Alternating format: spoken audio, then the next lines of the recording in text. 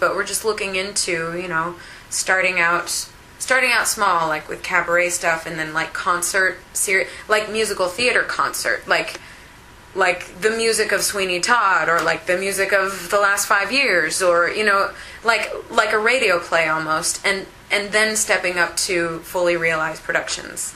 I think that would be really cool, and hopefully we can be a part of what's happening out here. So people certainly love to see you and stuff. Okay, I'm just going to say the inevitable one. Would you ever go back to Wicked? Mm-hmm. I would absolutely go back to Wicked anytime, I think. It's really hard, though. I feel like every time I go back, I can't remember.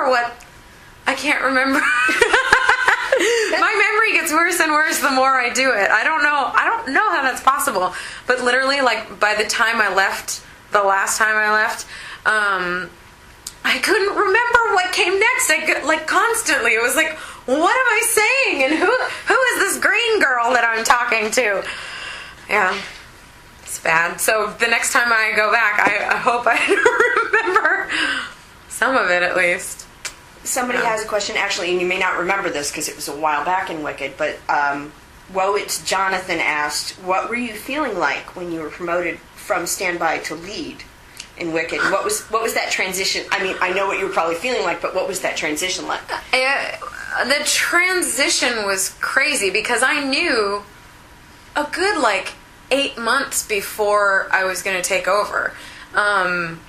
Because it happened really suddenly. The second time that I went on, Joe Mantello happened to be in the audience. Like, he just happened to come by. And afterwards he ran back to, not my dressing room, I was in Jennifer Laura Thompson's dressing room, and he was like, promise me you're never going to leave. And I was like, okay. and then I stayed for another 4.5 years.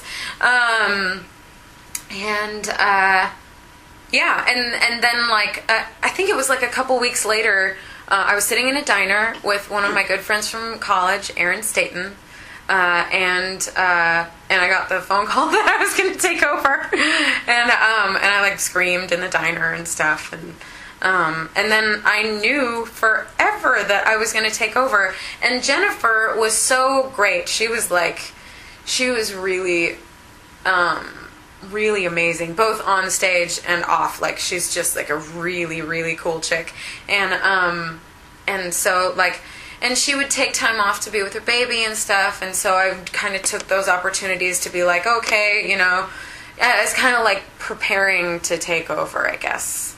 But it was horrifying. It was the greatest news in the world and the worst news ever, because I had such huge shoes to fill, and it was just horrifying.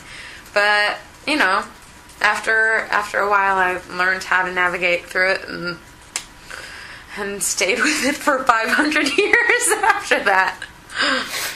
Okay, apparently I'm not loud enough, so I'm going to should I repeat questions? I'm going to be yelling in Megan's ear. We can do that, actually, if you want to just repeat the question. And then, of course, I lost the next question that I wanted to ask. What is your favorite Broadway show, current or closed?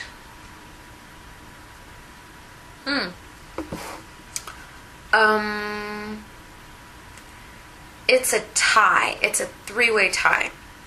The question was my favorite Broadway show, closed or otherwise. My favorite Broadway shows have always been Into the Woods, Sweeney Todd, and Ragtime, the original company.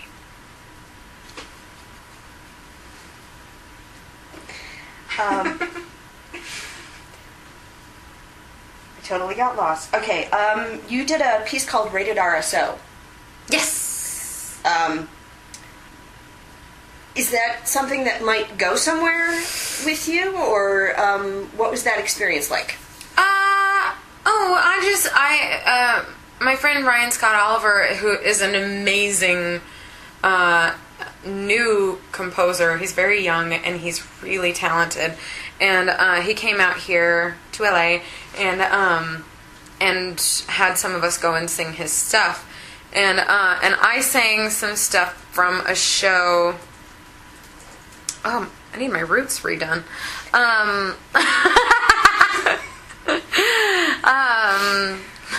I mean, I'm naturally this blonde. Sorry. I get sidetracked really easily. What was I saying? Rated RSO. Oh yeah. I don't know if I'd go on with it. I mean, Jane Krakowski did all the workshops and stuff, and she's fantastic. So like, I would hope that they'd stick with her because she's much more appropriate for it than I am. But it was fun to sing it while he's not here. You kicked ass on that song. Oh, thanks. That song is just amazing. Thanks. Okay, what's the... Oh, Emma. Emma. Hi, Emma. Emma wants to know what the most embarrassing thing on your iPod is. I know exactly what the most embarrassing thing on my iPod is. Is it unfrozen now? Yeah, should we just keep going? Yeah, they can. Oh, they can hear me. Oh, okay. The most embarrassing thing on my iPhone is the recording of me doing my first cabaret in New York City. I did it at Ars Nova, and it's so embarrassing. I listened to it, and it sounds like I'm 12 years old. Would that happen to be the recording that Don't Bother the Bee? Yep. Oh, yes. Yeah. Yeah, that one's floated around a bit. Yeah. Mm-hmm. I don't think anything else has surfaced from that, but that has floated. Not if about I have it. anything to do with it. There might be money involved.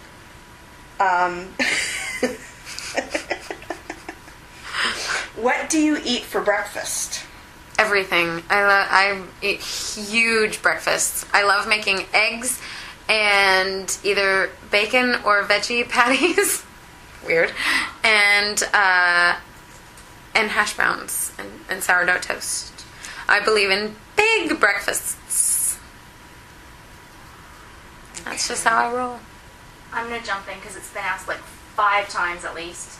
They want to know your favorite memory of 9 to 5. My favorite memory of 9 to 5? Well, there's that time, like on stage, there's the time that Stephanie jiggled my Somebody asked about that, actually. That was something else. It was pretty entertaining. I don't even remember how it happened. I don't remember how it came to be. Yeah, no, I can't really remember how it happened, but that was one of my favorites. My favorite moments in that show were always in the pot smoking scene, because we always did something before the curtain went up to make each other laugh, and I don't know. I'm really lucky to have gotten to play opposite really awesome and powerful women like Wicked and 9 to 5. I mean, it's like you don't get more girl power roles than those. So it was great working. Not great. It was like a dream come true working with Allison and Stephanie and just like laughing together, and it was always the pot smoking scene and singing "I Just Might" with the two of them. That was it for me. Those were my faves. And the person who asked specifically about Stephanie in that little incident was Kevin. Hi, Kevin. Hi, Kevin. Oh, I'm supposed to say hi to Kathy. If you're even watching, Kathy, I love you, Kathy. Oh, also there was the neener moment in 9 to 5. Again, I screw up all kinds of things all the time. Oh, I didn't screw it up though. Now I'm remembering. See, I don't remember anything. And